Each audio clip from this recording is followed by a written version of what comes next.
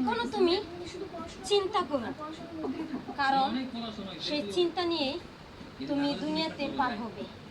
কারণ কি জানো, তোমার মাঝে আছে শুধু অভিশাপ। সেই অভিশাপ নিয়েই তোমার দুনিয়াতে থাকতে হবে। কারণ তুমি একটা নয়, হাজারটা মন নিয়ে পুতুল খেলছো। সে পুতুল খেলা নিয়েই তোমার জীবনও সে পুতুল খেলা খেলবে।